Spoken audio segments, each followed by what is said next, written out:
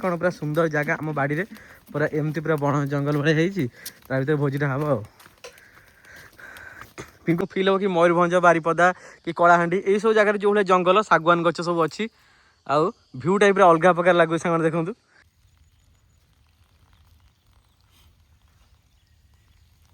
देखिए भलसे सीझी मांसटा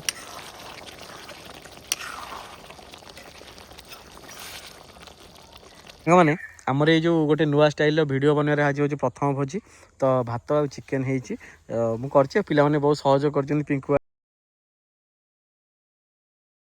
तो सांग मैंने समस्त ओडिशावासी को आमर ये वीडियो को स्वागत आसुवा नुआ वर्षर अभिनंदन समस्त को मु यूट्यूब चैनल तो आरंभ कली 4 वर्ष है किंतु जहाँ हो आपण मैंने भल पाइबा किसी भल पाइबारे आम आगे आसी 7-8 हज़ार सब्सक्राइबर हेले केन्द्रापड़ार गोटे छोट गाँव रु बिलंग करुँ जोटा कि हूँ आम गाँ ना हूँ कादुआ केन्द्रापड़ा जिलार गोटे अति छोट गाँ कहले ये अत्युक्ति हेब ना पाखा 50-60 घर आम गाँव में आज माने तो आपण मैंने जानी जमी मो आग ब्लॉग रू भी देखिथे कि एबे भी देखुं जानी दिंतु मु माने जो नुआ जूनियर टीचर भाव नियुक्ति होती वर्ष है मो दरमा हूँ 14,000 एमती वीडियो करे फूड ब्लॉग भी करे इंस्टा भी आम केन्द्रापड़ा छोट छोट जो फूड ब्लॉग सब करे आज आम भाई भाई भौणी मैंने मिसिकी माने आम घर पाखे छोट छोट जो बण अच्छी से बण मानक जाई माने मोर जो छुट्टी दिन थी से दिन जाई वीडियो बनइबू वीडियो जो माने खाइबा वीडियो आम निजे रोसई करूँ निजे हाथ में काटी बाटी आम सब निजे करिया ना कौन सब निजे काटी बाटी सब निजे करवा रोसई जहाँ भी हम बाकी आपण देखा आम रोसई जब किसी भूल भाल थी आपने मतामत भी देवे ये हूँ माने दादा झील हूँ माने गुडुली भिडियो ता ना बिले बिले आसो ये हूँ पिंकुआ ये भी गोटे माने दादा पुओ ये हूँ पिंकी पिंकी हाय करनु कैमरा ताको सब लाज आम 4 जन एथर कंटिन्यू वीडियो करूँ जो वीडियो कि आसो आम खाइबा वीडियो से माछ तरकारी हो कि चिकेन तरकारी हो कि साधा कोबी तरकारी टे भी हो ये जो जगह देखो आम सब निजे आम सफासफी ये करचु मु बैक कैमरा देखी दूसरी सांग मैंने भोजीर आमर अलरेडी रेडी माने तैयारी हो गला आम ये बाहर सब जिन गैस फैस सब रेडी थी जमी आपने देखिए आई नुआ ब्लॉग तो स्टार्ट हम मैंने भोजीर ब्लॉग तो सामान सब चलू भोजी आयोजन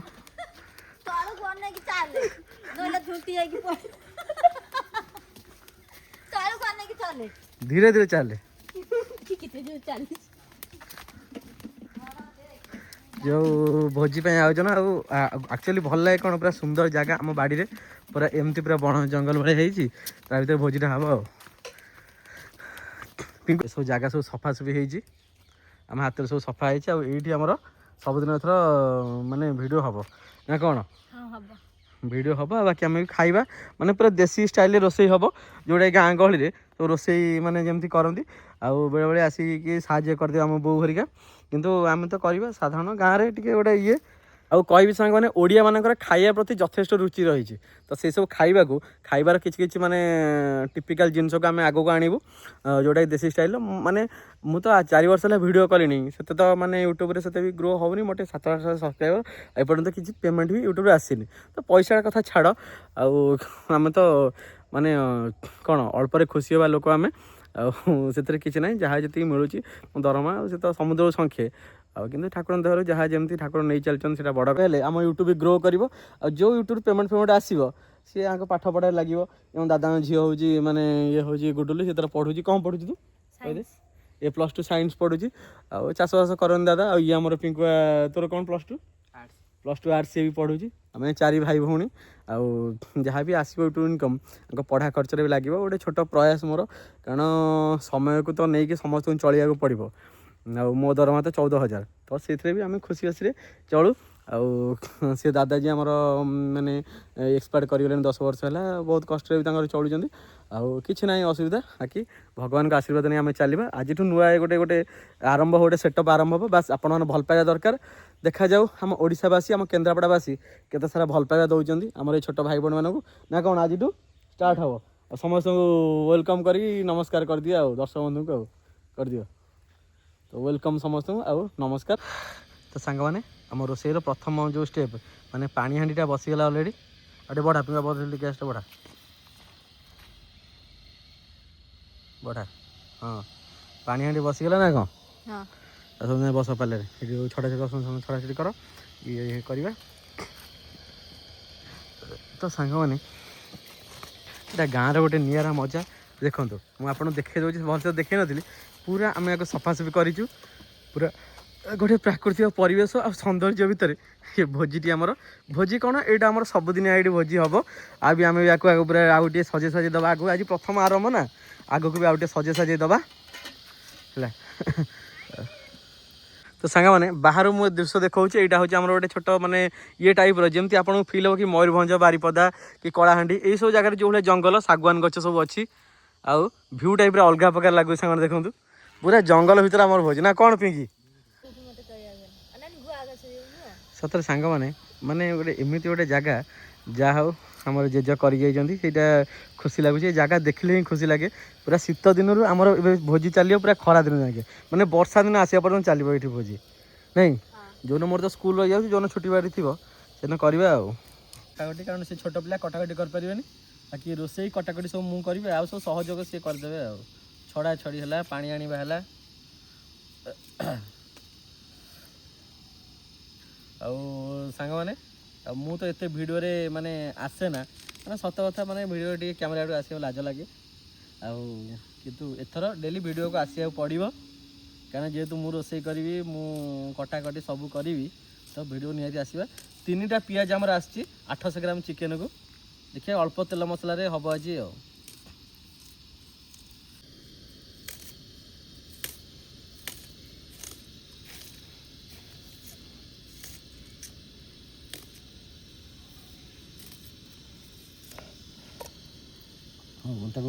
सांग मैंने भात ही अलरेडी बसी जाइए बांफ भी बाहर बाकी सब ये हम आज भोजीटा कौन लगुच आज भोजीटा बढ़िया लगुच आउ सतरे ऊपर माने ऊपरटा बढ़िया लगुच पूरा सागवान गछ जो पूरा है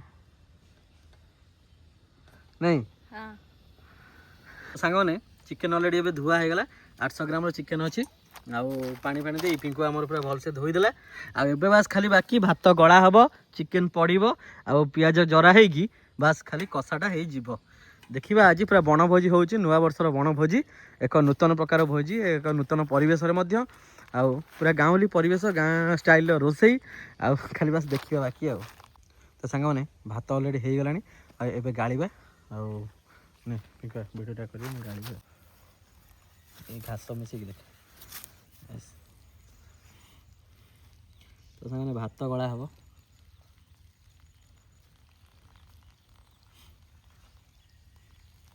गोटे सर्ट वीडियो कौन मैंने देखो आपड़ कहे पुओ पिला भात कर भात पूरा गोटी गोटी हो पूरा गोटी गोटी घोड़े देव ना देख लू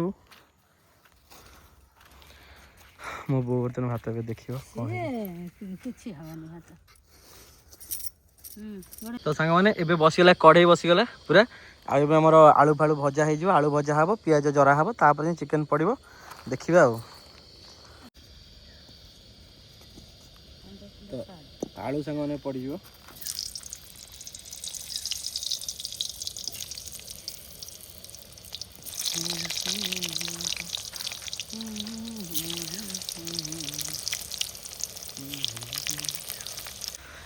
सांग मैंने चिकेन आलू न पड़े से चिकेन तरकारी न आमर 6 खंड आलू होती आम 4 जन 6 खंड आलू चिकेन माने देसी स्टाइल माने आलू पड़े पड़ो मो बो ही आसी देखु सर आम कर कि ना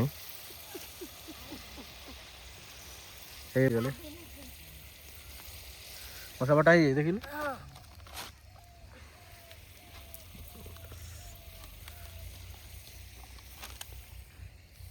बस मसला बटा ही रेडी आलू हो गला काटिदेवा कारण आउ जी रहा बाकी चिकेन हो मसला पकईदे काढ़ी पत्र थोईदे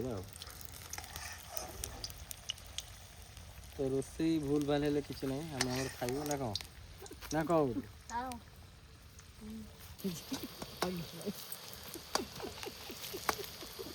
आज फिक्स मेन हूँ पिंकी तो सांग मैंने एसब भितर आमर मसला ही पड़गला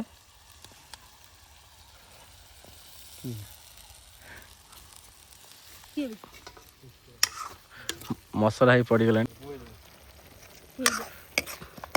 ସାଙ୍ଗମାନେ। ଏପର୍ଯ୍ୟନ୍ତ କିଛି ଅଲରେଡ଼ି ପଡ଼ିନି, ଖାଲି ପିଆଜ ରସୁଣ ଅଦା ମସଲା ପଡ଼ିଛି। ଦେଖନ୍ତୁ ଏପରି କଲର୍ଟା ଦେଖନ୍ତୁ। ଆଉ ମୁଁ କହୁଛି ମାନେ ବିନା ମାନେ ଲଙ୍କାଗୁଣ୍ଡ ବିନା ଇଏରେ ବି ତରକାରୀ ଆମର ଝାକାସ ହବ ନା କ'ଣ? କିନ୍ତୁ ଟମାଟୋ ଦୁଇଟା ପଡ଼ିନି ଏପର୍ଯ୍ୟନ୍ତ, ଟମାଟୋଟା ପଡ଼ିଯିବ। ମାନେ ରୋଷେଇ ସାଙ୍ଗମାନେ ଦେଖ ସାଙ୍ଗମାନେ ଟମାଟୋ ଗୋଟିଏ ପଡ଼ିଯାଏ, କାରଣ ସାଧାରଣତଃ ମସଲାରେ ଟମାଟୋରେ ଯେଉଁ ସାଧା ତରକାରୀ ହଉ ଅବା ନନଭେଜ୍ ତରକାରୀ ମସଲାରେ ଟମାଟୋ ଟିକେ ନ ପଡ଼ିଲେ ତରକାରୀଟା ଏତେ ସ୍ୱାଦ ବି ଲାଗେନି। ଏବେ ଆମର ସ୍ୱାଦ ଅନୁସାରେ ଲୁଣ ପକାଇବା। ପିଙ୍କୁଆ ଲୁଣଟା ଖୋଲିଲୁ, ମୁଁ ଜାଣେ। ହଁ ଥାଉ, ହଁ ପର ଆଉ ଟିକେ ହାଲକା, ହଁ ପର ବାସ୍। ତ ସେମାନେ ସ୍ୱାଦ ଅନୁସାରେ ଲୁଣ ପଡ଼ିଗଲା। ହଳଦୀ ଗୁଣ୍ଡ ଟିକେ ପକା ପିଇବା।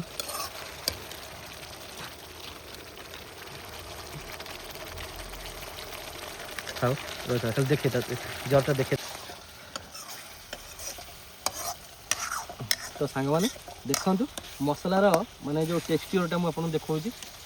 ଜେନୁଇନଲି ଦେଖନ୍ତୁ ସାଙ୍ଗମାନେ, ମାନେ ବେଶୀ କିଛି ପଡ଼ିନି, ନର୍ମାଲି ଘରୋଇ ଷ୍ଟାଇଲ ରୋଷେଇ, କିନ୍ତୁ ମସଲାର ଥିକନେସ୍ଟା ଆଉ ବାକି ତା'ର କ୍ୱାଲିଟିଟା ଦେଖନ୍ତୁ।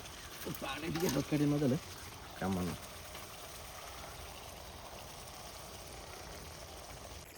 ଏ ଯେଉଁ ଗାଁ ପରିବେଶ ସହିତ ଏଇଭଳି ଜାଗା ମୋତେ ବହୁତ ସୁନ୍ଦର ଲାଗେ। ମୋ ଆତ୍ମା ଗୋଟେ ଶାନ୍ତି ଲାଗେ ଏସବୁ ଜାଗାରେ ଟିକେ ବସିଲେ, ବାସ୍ ଖାଇଲେ ବୁଲିଲେ ଜାଗା ଟିକେ ଭଲ ଲାଗେ। ସେଥିଲାଗି ଟିକେ ଭୋଜି କରୁଛୁ ଆଉ। ତ ସାଙ୍ଗମାନେ ସବୁ ଅଲରେଡ଼ି ପଡ଼ିଗଲାଣି। ଏବେ ପଡ଼ିବ ଆମର ଯେଉଁ ହାତ କୁଟା ମସଲା ନା କ'ଣ, ସେଇଟା ଡାଲଚିନି ଗୁଜୁରାତି ଅଳେଇଚ ଅଳ୍ପ। ହଁ ଏଇଟା ହେଉଛି ଆମର ମେନ୍ ମସଲା। ଏବେ ପଡ଼ିଗଲା। ଏବେ ସାଙ୍ଗମାନେ ଆଉ ଡେରି ନ କରି ଚିକେନକୁ ସାଙ୍ଗେ ସାଙ୍ଗେ ଓଜାଡ଼ି ଦେବା ଆମେ କଢ଼େଇ ଭିତରେ। ପିଙ୍କୁଆ ଚିକେନଟା ପକାଇବୁ। ତ ସାଙ୍ଗମାନେ ଏବେ ରେଡ଼ି ହେଇଗଲାଣି। ଚିକେନ ଖାଲି ପଡ଼ିଯାଇଛି, ମୁଁ ଖାଲି ବାସ୍ ଚଲେଇବି ମସଲାକୁ ଗୋଳେଇକି ଚିକେନ ପ୍ରସ୍ତୁତ କରିବା ଏବେ ଆଉ। ଏବେ ଯେଉଁ ଫୋନ୍ଟା ଦେଇଦେଉଛି ତାକୁ, ସେଥିରେ ଭିଡ଼ିଓ କରିବ। କୁହ ସାଙ୍ଗମାନେ ଦେଖନ୍ତୁ, ଆମର ଏବେ ଚିକେନ ମସଲାରେ ପଡ଼ିଯାଇଛି। ଦେଖାଯାଉଛି କେମିତିଆ? ଭଲ ଦେଖାଯାଉଛି ପୁରା। ତ ସାଙ୍ଗମାନେ ଜେନୁଇନଲି କହିବି ପୁରା ଜବର ଦେଖାଯାଉଛି। ମୋତେ ଦେଖୁନ। ତ ସାଙ୍ଗମାନେ ପୁରା ମସ୍ତ ଦେଖାଯାଉଛି, ଜବର। ବାସ୍ ଛାଡ଼ିଦେବା ଏବେ। ଆଉ ଟିକେ ଅଧା କଷିକି ଆଳୁଟା ପକାଇବା ଆଉ।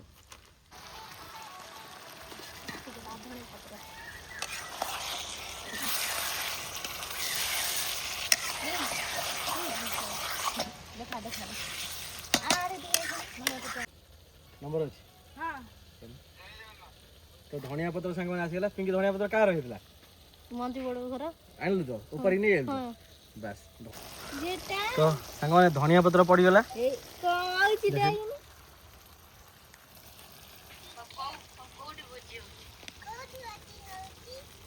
ଚିକେନ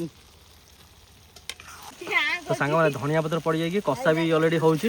କାରଣ ମୁଁ ଧନିଆ ପତ୍ର କଷିଲା ବେଳେ ପକାଏ, ଉପରେ ପକାଇଲେ ଧନିଆ ଟିକେ ଗନ୍ଧେଇବ। କଷିଲା ବେଳେ ପକାଏ, କାରଣ ମୋତେ ଯେତିକି ଫିଲ୍ ହୁଏ।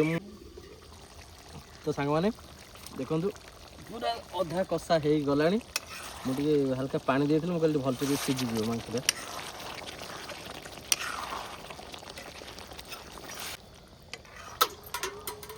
ବାସ୍ ଏତିକି ଆମେ ପାଣି ଦେଇଦେଲୁ। ସିଏ ତାର ଫୁଟିକି ସିଝିକି ତାର ମରିକି ଯାହା ରହିବ ସେଇଥିରେ ଖିଆ ହେବ। ସାଙ୍ଗମାନେ ହେଇ ଆମର ବିଲେଇ ଆଉ ମୂଷା ରେଡ଼ି ହେଇଗଲାଣି ଖାଇବାକୁ। ଖାଲି ଚିକେନ ପିଙ୍କି ଦେବ ନା ମୂଷା, ଆଉ ତା ନା କ'ଣ? ତା ନା ବିଲେଇ। ରେଡ଼ି ହେଇଗଲାଣି। ଚିକେନ ହେଇ ତ ଫୁଟୁଛି, ବାସ୍ ଫୁଟିଲେ ଖିଆ ହେବ ଆଉ। ଆଉ ଅଳ୍ପ ସମୟ ପ୍ରତୀକ୍ଷା ଆଉ। ତ ସାଙ୍ଗମାନେ ଏଇଠି ଆମେ ବସିକି ଖାଇବୁ। ଏଇଠି ପାଲ ପକାଇ ଦେଇକି ଏଇଠି ବସିକି ଖାଇବୁ। ଟିକେ ସଫାସୁତୁରା କରିଦେବେ। ଆଉ ଲିଟରାଲି ମାନେ ଜାଗାଟାକୁ ଦେଖନ୍ତୁ, ବହୁତ ସୁନ୍ଦର ଲାଗୁଛି। ଏଇ ଜାଗାରେ ଖାଇବାର ଆନନ୍ଦ ଆସିଯିବ। ମୁଁ ତ ଆଜି ଖାଇବି ପେଟେ। କେତେ ଖାଇବୁ ତୁ? ପେଟେ ମାନେ। ତ ସାଙ୍ଗମାନେ ଗପ ଗପ ହେଇ ଫୁଟୁଛି ଅଲରେଡ଼ି। ଆଉ ନିଆଁ ପାଣି କଥା କ'ଣ ହେଇଥିବ କ'ଣ ନାହିଁ, କିନ୍ତୁ ଆମେ ଶ୍ରଦ୍ଧାରେ ଖାଇଲେ ସବୁ ସେ ଜିନିଷ ଭଲ ଲାଗିବ। ପିଙ୍କି ଘର ହେଉଛି ଆଉ ଗୋଟେ ଗ୍ରହରେ। ଗିନା ନେଇକି ଆସିଗଲା, ତରକାରୀ ଖିଆ ହେବ। କାରଣ ମୋତେ ଲାଗେ ଭାତ ସାଙ୍ଗରେ ଯଦି ତରକାରୀଟା ଗୋଟେ ମାନେ ସ୍ପେସିଫିକ୍ ଜାଗାରେ ଖିଆ ହୁଏ, ତା ଟେଷ୍ଟଟା ଆହୁରି ଭଲ ଲାଗିବ। ସାଙ୍ଗମାନେ ଦେଖିବା କ'ଣ କେତେ ବାଟ ଗଲାଣି ତରକାରୀ। ବାବା ପୁରା ଜବର ଆଉ। ଟୁଟୁଲ ଦେଖିବେ ଆଜି ତରକାରୀ କିଭଳିଆ ହେଲା। ଜବର। ତ ସାଙ୍ଗମାନେ ତରକାରୀ ପୁରା ଅଲରେଡ଼ି ହେଇଗଲାଣି। ଆଉ ଖାଲି ଟିକେ ଉପରେ ହେଇ ଯେଉଁ ହାଲକା ଆମର ଗରମ ମସଲା ଗୁଣ୍ଡ ପଡ଼ିବ। କିନ୍ତୁ ଖୋଲିଲୁ ଏଇଟା ଦେଖନ୍ତୁ ସାଙ୍ଗମାନେ ଖାଲି ତରକାରୀର ଟେକ୍ସଚରଟା।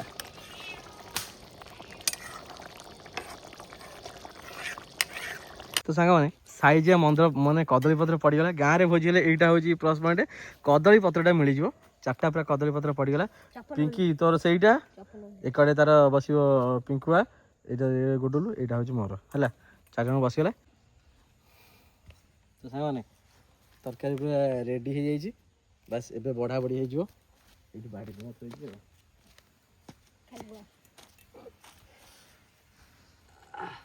ଜବର। ତ ସାଙ୍ଗମାନେ ଦେଖନ୍ତୁ ପୁରା ଜବର ଲାଲ ଲାଲ ଚିକେନ୍।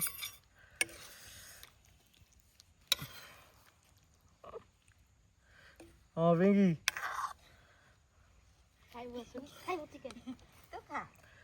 ସାଙ୍ଗମାନେ ଏଇଟା ହେଉଛି ଆମର ପିଙ୍କିର,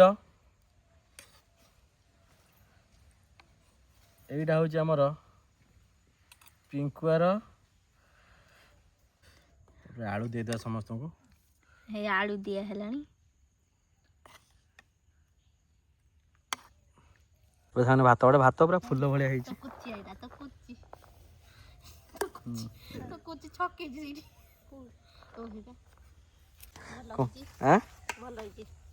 ଆଉ ଚିକେନ୍ ତରକାରୀଟା କେମିତି ଟିକେ ହାତ ମାରି କହିଲୁ, ଲୁଣ ଫୁଣ କେମିତି ହେଇଛି ଚାଖିକି କହୁନୁ ଟିକେ ଝୋଳ ପିଙ୍କି କହ।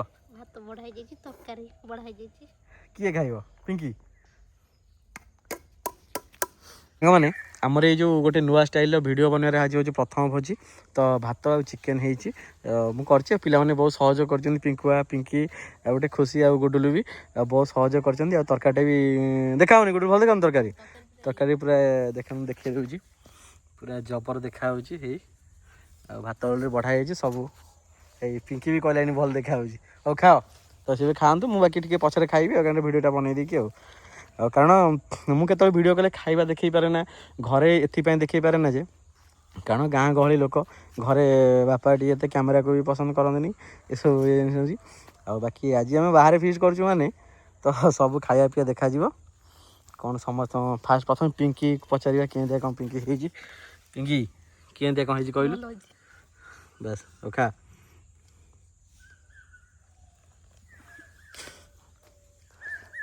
ଆଉ ଗୁଡୁଲ ଠାରୁ ଟିକେ ନେଇଯିବା ବାଇଟା କେମିତିଆ ହେଇଛି। ଭଲ ହେଇଛି। ଖାଇ କହ ଗୋଟେ ପିସ୍ ଚିକେନ୍, ଗୋଟେ ପିସ୍ ଖାଇଲୁ। ପିଙ୍କୁଆ କେମିତିଆ ହେଇଛି ତରକାରୀ? ଭଲ ହେଇଛି। ଭଲ ହେଇଛି ତ? ରାଗ ଲୁଣ ସବୁ ଠିକ୍ ଅଛି। ବାସ୍ ତ ଆମେ ସମସ୍ତେ ଖାଇବା ଟିକେ ଟିକେ। ଭାତଟା ବି ଜବର ହେଇଛି। ହଇ କେମିତି ହେଇଛି? ବଢ଼ିଆ ହେଇଛି। ଭଲ ହେଇଛି ତ? ହଉ ସାଙ୍ଗମାନେ ବହୁତ ସମୟ ଅପେକ୍ଷା ହେଇଗଲା, ଏବେ ମୁଁ ଖାଇବି। ତ ସାଙ୍ଗମାନେ ମାନେ ମୁଁ ରୋଷେଇ କରିଛି ବୋଲି ନୁହଁ ଏମିତି ବଢ଼େଇ ଚୁଢ଼େଇ କହିବି, କିନ୍ତୁ ଲିଟରାଲି ବିଲିଭ୍ କରନ୍ତୁ ବହୁତ ସୁନ୍ଦର ହେଇଛି। ମୁଁ ବି ଆଶା କରିନଥିଲି ଏତେ ଭଲ ହେଇଥିବ ବୋଲି। ଦେଖାଉଛି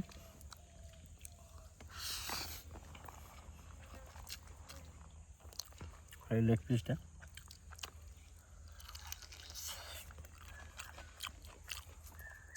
ଇଏ ଭଲ ହେବାର କାରଣ କେବଳ ଆମମାନଙ୍କର ଗୋଟେ ଯେଉଁ ଛୋଟ ଛୁଆମାନଙ୍କର ଗୋଟେ ଖୁସି ଆଉ ଆତ୍ମୀୟତା ଯୋଗୁଁ। ସବୁ ଜିନିଷ ଠିକ୍ ଅଛି, ସବୁ ଜିନିଷ ଏମିତି ଚାଲିବ। ଆପଣମାନଙ୍କ ଟିକେ ସପୋର୍ଟ ଦରକାର, ଭଲ ପାଇବା ଦରକାର।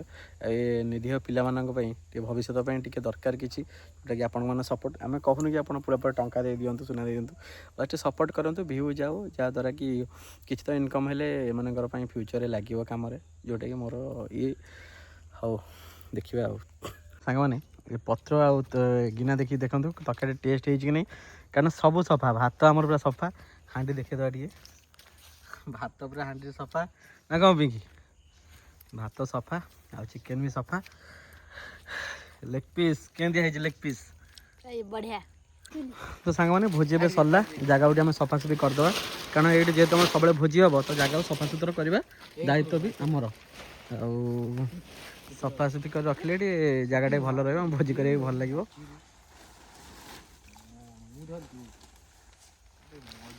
ତ ସାଙ୍ଗମାନେ ବାସ୍ତବିକ ଭୋଜିଟି ବହୁତ ସୁନ୍ଦର ହେଇଥିଲା ଆଉ ପତ୍ର ତ ଦେଖିଲେ ସବୁ ଖାଲି ଆଉ ଯେତିକି ଚାଉଳ ଆସିଥିଲା ଯେତିକି ଚିକେନ୍ ଆସିଥିଲା ସବୁ ସରିଲା ଆଉ ଭୋଜି ବହୁତ ସୁନ୍ଦର ହେଇଥିଲା ଏମିତି ଭୋଜି ବି ଚାଲିବ ଆପଣମାନଙ୍କୁ ଭିଡ଼ିଓ ବି ଏମିତି ଆମେ ପ୍ରୋଭାଇଡ଼ କରିବୁ ବାସ୍ ଆପଣମାନଙ୍କ ସପୋର୍ଟ ଦରକାର ଆଉ ଯେଉଁଟାକି ଆମ ଭାଇ ଭଉଣୀମାନଙ୍କର କି ନିରୀହ ପିଲାଙ୍କର କିଛିଟା ଫ୍ୟୁଚର୍ ହେଇପାରିବ ଏମିତି ସପୋର୍ଟ ଟିକେ କରନ୍ତୁ ବାକି ଭିଡ଼ିଓକୁ ଦେଖନ୍ତୁ ଲାଇକ୍ ସେୟାର କମେଣ୍ଟ ଏତିକି ତ ଆଉ କ'ଣଟା ମାଗୁଛୁ ଆମେ ଭିଉଛୁ ଆଉ ତ ଠିକ୍ ଅଛି ସମସ୍ତଙ୍କୁ ହୃଦୟରୁ ଅଶେଷ ଧନ୍ୟବାଦ ନୂଆବର୍ଷ ପାଇଁ ଅଭିନନ୍ଦନ କହିଦିଅ। ଅଭିନନ୍ଦନ।